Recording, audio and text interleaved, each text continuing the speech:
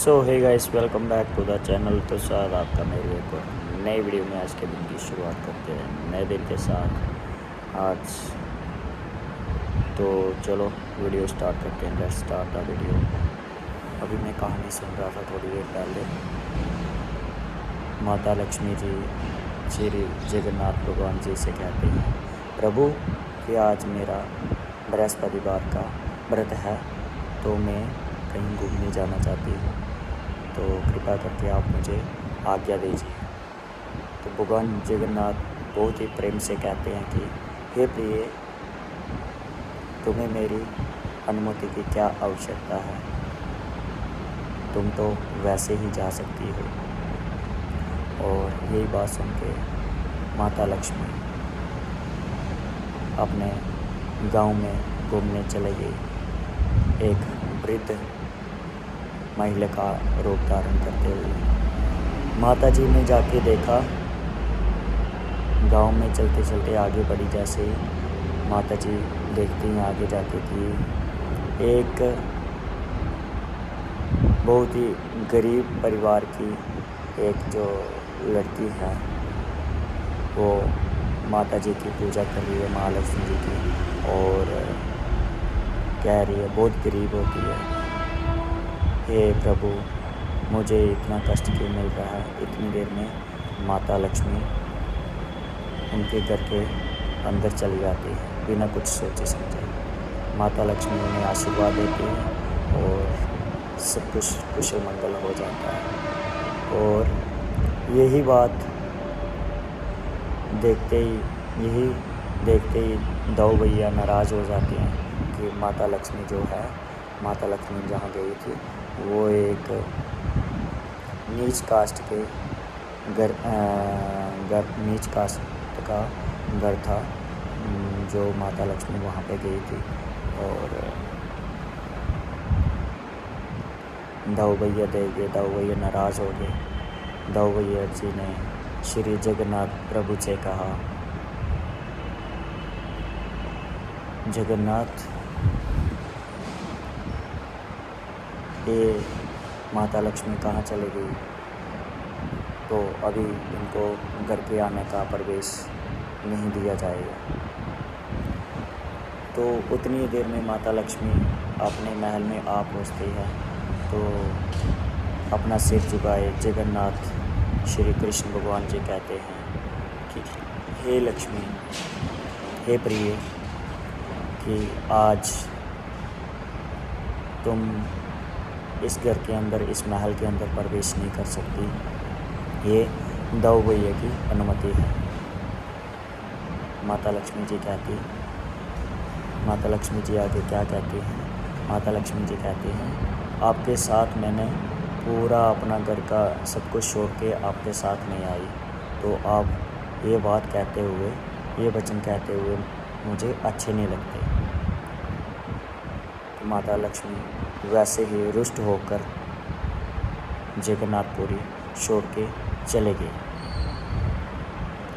जगन्नाथपुरी छोड़ के चले गई और माता लक्ष्मी कहती है कि आप दोनों भाइयों को जिस बात का अहंकार है, मैं इस अहंकार को भी अपने साथ नहीं लेके जाऊंगी, क्योंकि ये सब मुझसे ही प्राप्त होता है। ये धन दौलत, अनाज, खाने पीने की व्यवस्था, रहने सोने की व्यवस्था, ये सब कुछ मेरे से ही आता है, तो इसलिए इसको भी मैं अपने साथ लेके जा रही हूँ। तो आपका घमंड कैसे टूटता है मैं देखती हूँ। तो माता लक्ष्मी चली गई एक समुद्र के किनारे कहीं बसने के लिए। माता लक्ष्मी जी ने विश्वकर्मा जी को बुलाया और कहा कि हे विश्वकर्मा देव, कि मेरे लिए एक महल बनाओ जो मंदिर से भी ज़्यादा सुंदर हो। तो विश्वकर्मा ने अनुमति लेते हुए माता रानी का महल, बहुत ही सुंदर और शांत महल बना दिया। तो माता लक्ष्मी वहाँ रहने लगे। तो उतनी देर में दाऊ और श्री जगन्नाथ जी सोए हुए थे। तो जैसे ही उठते हैं दूसरे दिन, देखते हैं हमारे घर से सब अनाज, सोना, चांदी, महल की सारी सुंदरता, रहने सोने की व्यवस्था और खाने पीने की व्यवस्था, वहाँ पे खाने पीने की व्यवस्था पे चूहे जा रहे हैं इधर उधर, भंडार भोजन सारे खाली हो गए हैं। और दाऊ जी कहते हैं कि हम नीचे क्यों सोए हैं, पलंग पर क्यों नहीं सोए। तो यही माता लक्ष्मी सब कुछ उठा के लेगी, क्योंकि उन्हें पता इसलिए नहीं चला क्योंकि उन्होंने निद्रा देवी को भेजा हुआ था और गहरी नींद में सोए हुए थे। तो माता लक्ष्मी ने सब कुछ उठा के अपने साथ ले लिया। तो माता लक्ष्मी जैसे ही महल में समुद्र तट महल में रहती है, तो वहाँ से कृष्ण और दाऊ बलराम जी की देखती है कि अब क्या करते हैं। तो दाऊ भैया को भूख लगती है इतनी देर में। दाऊ भैया कहते हैं कृष्ण, हे जगन्नाथ, इधर तो है ही नहीं कुछ भी खाने पीने की व्यवस्था। तो सब कुछ ढूंढते डांटते हैं, कुछ नहीं मिलता उनको। तो फिर बोलते हैं दाऊ कि अभी हमें वेश धारण करके वेश बदल के हमें कहीं भीख मांगने ही जाना पड़ेगा, क्योंकि हमें भूख बहुत ही ज़्यादा लग रही है। कृष्ण भगवान जी कहते हैं चलो ठीक है चलते हैं। तो एक भिखारी का रूप धारण करते हुए दोनों भाई चले जाते हैं जगह जगह भटकने के लिए, खाने पीने की व्यवस्था के लिए। तो जहाँ भी जाते हैं माता लक्ष्मी ने सबको मना किया होता है, इनको कोई कुछ नहीं खाने पीने की वस्तु देगा। तो एक दो जगह वहाँ पे मिलता भी है, तो उनका भी जो खाने का सामान है वो भी नष्ट हो जाता है। तो वहाँ से भी उनको डांट पड़ती है और भगा देते हैं। आ जाके सभी जगह घूमते हुए आते हैं और एक समुद्र तट महल के किनारे में आते हैं। वो माता लक्ष्मी का महल होता है, वहाँ पे भीख मांगने के लिए जाते हैं। तो हे प्रिय, हम गरीब ब्राह्मण हैं, हमें कुछ खाने के लिए दे दो, नहीं तो सूखा अनाज ही दे दो। हम ब्राह्मण हैं तो हम खुद बना लेंगे। और वैसे ही दाऊ उनको मिल जाता है, सूखा अनाज वगैरह मिल जाता है। जैसे ही चूल्हा जलाने लगते हैं तो उनसे चूल्हा जलता नहीं है, आग ही नहीं जल पाती है। तो फिर से नाराज़ होके चूल्हे को ठोकर मारते हैं। तो माता लक्ष्मी से माफ़ी मांगते हैं। दाऊ भैया कहते हैं कृष्ण भगवान से कि अब ये सब नहीं हो पाता, माता लक्ष्मी को अपने घर में बुला लो। तो इतनी देर में माता लक्ष्मी आ जाती है। तो माता लक्ष्मी कहती है अब आई आप दोनों को अकल कि अभी आपके घर में ऐसे ही कैसे चली जाऊंगी। कहने का भाव, तो मेरी कुछ शर्तें हैं, जो भी मेरा प्रसाद जो होगा, चाहे वो चंडाल के हाथ से होगा, उसको कोई रोक नहीं लगेगी। उसको ब्राह्मण भी खा सकेगा, हर कोई खा सकेगा। तो यही बातें सुन के उनके लिए खाने पीने की व्यवस्था, सोने की चांदी में 56 प्रकार के भोग आ गए और पान आ गया खाने के लिए।